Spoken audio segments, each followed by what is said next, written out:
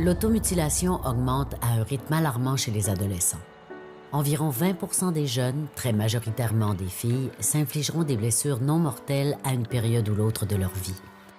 Valérie Dore, chanteuse révélée à l'émission La Voix, fait partie de ces jeunes adultes dont l'adolescence a été marquée par une période d'anorexie et d'automutilation.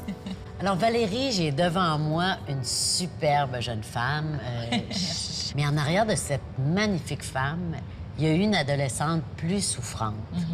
Tu as même été, toi, jusqu'à t'automutiler. Qu'est-ce qui s'est passé? Comment t'en es arrivée à ça? Mais moi, en fait, très jeune, j'ai déménagé à Saint-Jean. On était les premiers Haïtiens à arriver là-bas.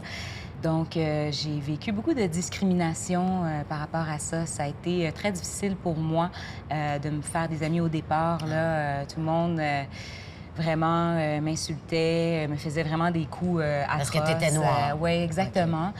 Puis, au lieu de m'exprimer, bien, je ne faisais que manger mes émotions. Donc, éventuellement, bien, j'ai pris du poids. Et là, les insultes, c'était pire parce que là, non seulement j'étais noire, mais là, j'étais aussi grosse en plus.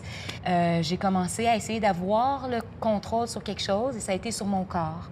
Donc, j'ai commencé à obséder vraiment sur tout ce que je mangeais, tout ce que j'ingérais. Est-ce que, pour toi, l'automutilation, c'était le prolongement de l'anorexie? Oui, c'est ça. C'est comme si ton corps devient ton ennemi. Donc, à un moment donné, bien, c'est sûr que là, en est venu des coups à me faire... Tu voulais te punir d'avoir ce corps-là? C'est comme de se punir, mais en même temps, on ressent comme plus rien, puis on veut juste disparaître, on veut juste mettre fin à ça. Fait qu'on devient un peu comme une espèce de mort-vivant. L'automutilation, c'est comme un comportement où une personne, un individu, va s'infliger une blessure dans un moment d'émotions qui peuvent être négatives pour se blesser. Donc, l'intention est vraiment de se blesser, mais en même temps, pas avec une intention de s'enlever la vie. Au Canada, depuis 2010, le taux d'hospitalisation à la suite d'une blessure auto-infligée a augmenté de 100 chez les filles et de 25 chez les garçons. Amy Wesleyan a elle-même été hospitalisée après des années d'automutilation. Je me suis automutilée de 11 ans à 17 ans, alors pendant 6 ans, je me suis automutilée. Il se passait que j'étais à l'école, je gardais en moi, puis j'avais toujours mes ciseaux avec moi dans mon sac, mais je le faisais pas à l'école. Moi, ça me rassurait de savoir que j'avais des ciseaux avec moi, mais c'est vraiment arrivé à la maison, si je me sentais encore mal à la maison, je le faisais. Dans la toilette, je prenais les ciseaux, puis je me coupais. Puis là, j'ai commencé à travailler, j'avais de l'argent, j'ai commencé à m'acheter des lames de rasoir. Puis là, c'était pire, puis lame de rasoir, c'est encore plus facile qu'avec des ciseaux. C'est vraiment... tu fais juste passer la lame sur ta peau, puis ça coupe automatiquement. Des ciseaux, il faut que tu mettes une certaine force. C'est vraiment comme une drogue. Tu le fais, t'es nerveuse avant, puis juste le fait d'y penser, ça te rassure. Puis après, tu le fais, puis après, tu te sens bien. C'est comme... Tu relâches quelque chose. C'est comme si tu relâchais quelque chose.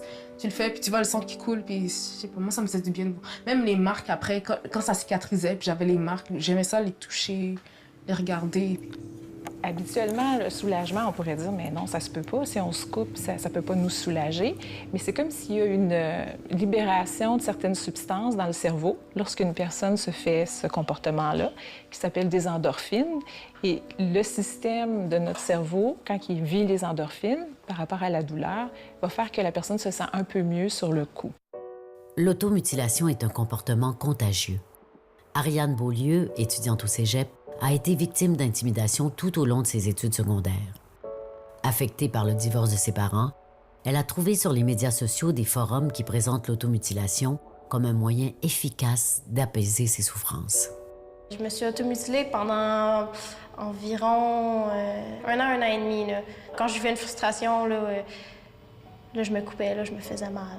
Il y a un temps que tu sais plus comment tout gérer, tu sais plus comment aller à l'école, comment gérer tes problèmes, puis comment...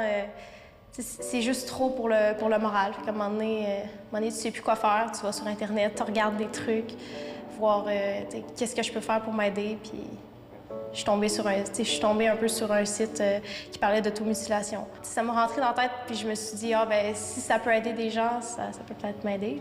Puis il est venu un temps où je savais pas quoi faire d'autre, puis que dès qu'il y avait quelque chose de négatif dans ma vie, je me tournais vers ça. Puis c'était rendu que j'avais quasiment hâte de retourner chez moi après l'école pour me faire mal.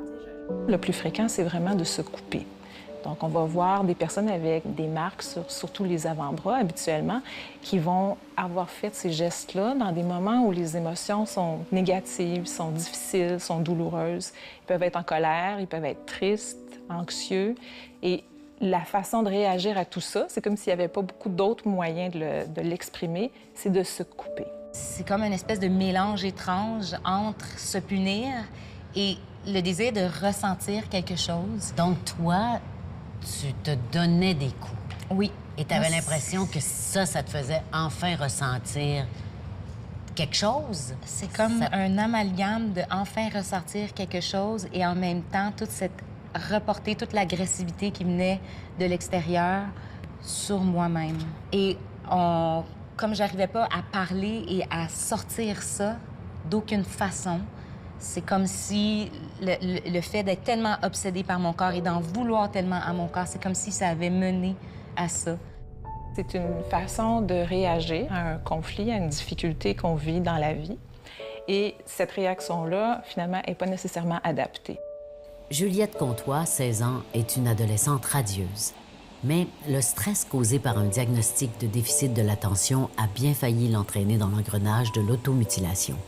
Un moment donné, je suis rentrée, puis ma mère m'a dit « Juliette, ton professeur m'a appelée. Elle vient de me dire qu'elle a 2 classes. Elle a une classe de 26 élèves, puis elle a toi. » Là, j'ai fait comme « OK. Est-ce que je suis si terrible que ça? » Tu sais, t'as de la pression pour un petit poète de 6 ans de te dire tu déranges, là. Tu nuis, puis c'était ça, tu nuis à l'éducation des autres. Quand t'es enfant, puis t'as besoin d'aide, c'est dur de t'exprimer. Elle me dit, maman, là, je me hie, là, je me ferais mal, le place pince comme ça. Là. Je dis, OK, non. J'avais 6 ans, là, j'avais pas les moyens de dire je vais me couper avec un couteau. Mais de me prendre, c'était vraiment de démontrer que j'avais le goût de me faire du mal. J'avais mal en dedans, puis j'avais le goût de l'exprimer, j'avais le goût de me faire mal. Quand on voit notre enfant se faire mal ou vouloir se faire mal ou juste donner un signe de vouloir se faire mal, l'enfant qui commence à se dénigrer, à dire « je suis pas bon, je vaux rien, je suis pas comme les autres », mais c'est de pas attendre parce qu'en fait, tout s'accumule. L'an dernier, Juliette a été victime d'une tentative d'agression, une des nombreuses causes d'automutilation. Encore une fois, elle a tenté de se faire mal pour soulager sa peine. Ça m'a isolée au début. Je me sentais pas bien dans ma peau, je me sentais coupable de ce qui m'arrivait. Tout ce qui arrivait autour de moi, j'avais le sentiment que c'était moi qui étais allée le chercher, quand dans le fond, c'était pas de ma faute. Puis nos parents, on n'a pas le goût d'aller vers eux. Nos amis, on n'a pas super le goût de se confier à eux. C'est là qu'on voit, au 2e stade, les autres moyens qu'on a démontré qu'on a besoin d'aide sans en parler.